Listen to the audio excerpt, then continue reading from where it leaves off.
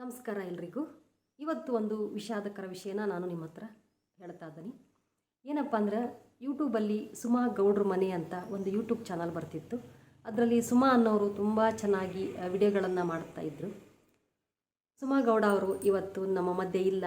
ಅವರು ಕ್ಯಾನ್ಸರಿಂದ ತೀರಿ ಹೋದರು. ಅವರ ಆತ್ಮಕ್ಕೆ ಶಾಂತಿ ಸಿಗಲಿ ಅಂತ ಆ ದೇವರಲ್ಲಿ ಕೇಳ್ಕೊಳ್ಳೋಣ.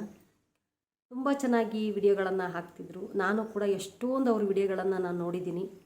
ಅವರು ವೆಜ್ಜು ನಾನ್ ವೆಜ್ಜು ಎಲ್ಲ ಥರ ಅಡುಗೆಗಳನ್ನು ಮಾಡಿ ತೋರಿಸ್ತಿದ್ರು. ಹಂಗೆ ಡೈಲಿ ವ್ಲಾಗ್ಸ್ನ ಮಾಡ್ತಾಯಿದ್ರು. ಡೈಲಿ ವ್ಲಾಗ್ಸ್ ಮಾಡ್ತಾಯಿದ್ರು ಅಂದರೆ ಎಷ್ಟು ಚೆನ್ನಾಗಿ, ಎಷ್ಟು ಅಚ್ಚುಕಟ್ಟಾಗಿ, ಎಷ್ಟು ಒಳ್ಳೆ ರೀತಿಯಿಂದ ಮಾತಾಡ್ತಿದ್ರು. ಮತ್ತು ಅವರು ಮಾಡ್ತಾ ಇರೋ ವಿಡಿಯೋ ಕೂಡ ಅಷ್ಟೇ ಭಾಳ ಚೆನ್ನಾಗಿ ಬರ್ತಾಯಿದ್ವು ವಿಡಿಯೋಗಳು.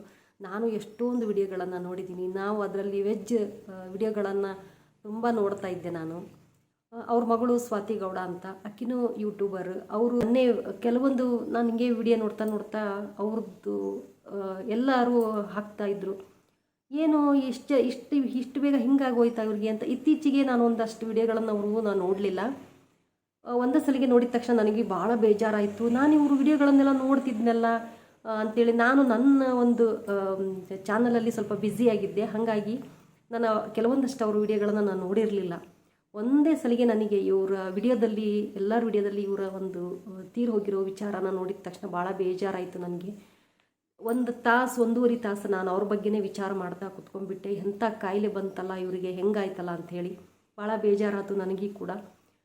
ಅಂಥದನ್ನು ಕೇಳಿದ್ರು ಅರಗಿಸ್ಕೊಳ್ಳೋಂಥ ಶಕ್ತಿನೂ ನಮಗಿರೋದಿಲ್ಲ.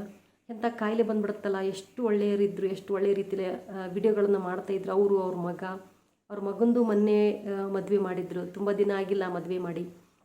ದೇವರಿಗೆ ಕರುಣೆನೇ ಇಲ್ಲ ಅಂತ ಅನಿಸ್ತತಿ. ಅಂಥ ಒಂದು ಕಾಯಿಲೆ ಬಂದು ಅವರು ತೀರಿ ಹೋದರು. ಇಷ್ಟೇ, ಮತ್ತಿನ್ನೇನು ಹೇಳೋದಕ್ಕೆ ಆಗ್ತಾಯಿಲ್ಲ ನನಗೂ. ದೇವರು ಅವರ ಆತ್ಮಕ್ಕೆ ಶಾಂತಿ ಕೊಡಲಿ ಅಂತ ಮತ್ತೊಮ್ಮೆ ನಾನು ಕೇಳ್ಕೊತೀನಿ. ಸುಮಾ ಗೌಡ ಅವರೇ, ಮತ್ತೆ ನಿಮ್ಮ ಮನೆಯ ಮಗಳಾಗಿ, ಅಂದರೆ ನಿಮ್ಮ ಮಗನ ಹೊಟ್ಟೆಯಲ್ಲಿ ಮಗಳಾಗಿ ಹುಟ್ಟಿ ಬನ್ನಿ ಅಂತ ಆ ದೇವ್ರ ಹತ್ರ ಮತ್ತೊಮ್ಮೆ ನಾನು ಕೇಳ್ಕೊತೀನಿ.